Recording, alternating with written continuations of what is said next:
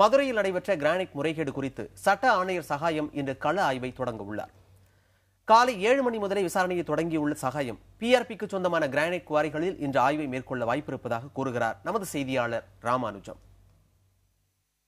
மதுரை மாவட்டத்தில் நடைபெற்றுள்ள கிரானைட் முறைகேடு தொடர்பாக விசாரிப்பதற்காக சென்னை உயர்நீதிமன்றம் சார்பில் அமைக்கப்பட்டுள்ள சட்ட ஆணையர் சகாயம் தலைமையிலான குழுவினர் இன்று மேலூர் பகுதியில் கள ஆய்வு மேற்கொள்கிறார்கள். கிட்டத்தட்ட சகாயம் குழுவினரை பொறுத்தவரை இது இறுதிக்கட்ட விசாரணை என கூறப்படுகிறது. இறுதிக்கட்ட விசாரணை என்பதால் மேலூர் தெற்கு தேரூர் பகுதியில் அமைந்துள்ள பிஆர்பி கிரானைட்ஸ் நிறுவனத்துக்கு சொந்தமான தொழிற்சாலையில் இன்று ஆய்வு நடத்த வாய்ப்பு இருப்பதாக தகவல் எல்லாம் வெளியாகியிருக்கின்றன. அது மட்டுமில்லாமல் அந்த ஆய்வின் போது அதிகாரிகள் உடன் செல்வதாக தகவல் வெளியாகியிருக்கின்றன. இவருக்கு தேவையான ஏற்பாடுகள், குறிப்பாக காவல்துறை பாதுகாப்பு என்பது முழுமையாக உயர்த்தப்பட்டுள்ளது. இதற்காக மதுரை மாநகரம் மற்றும் மாவட்ட காவல்துறை அதிகாரிகள் பாதுகாப்பு ஏற்பாடுகளை தீவிரப்படுத்தியிருக்கின்றனர்.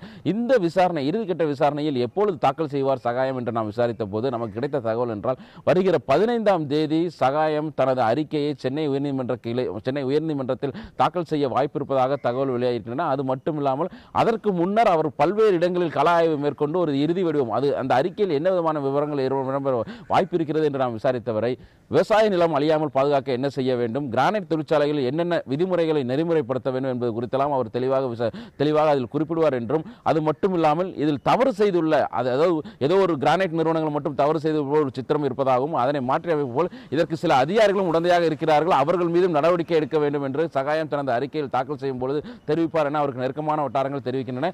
இருப்பினும் 15ஆம் தேதி தான் கண்டிப்பாக இறுதி விசாரணை தாக்கல் செய்து விடுவாரா என்று நாம் விசாரித்தவரை அப்படி அறுதிட்டு கூற முடியாது என்கிற தகவல்களை அவருக்கு நெருக்கமான வட்டாரங்கள் தெரிவித்தாலும், பெரும்பாலும் அதாவது 90% மேல் 15ஆம் தேதி அவர் இறுதிக்கட்ட விசாரணையினுடைய அறிக்கையை நீதிமன்றத்தில் தாக்கல் செய்ய வாய்ப்பு இருப்பதாக தகவல் வெளியாகியிருக்கின்றன. புதிய தலைமுறை செய்திகளுக்காக ஒளிப்பதிவாளர் கலைவாணனுடன் மதுரையிலிருந்து ராமானுஜம்.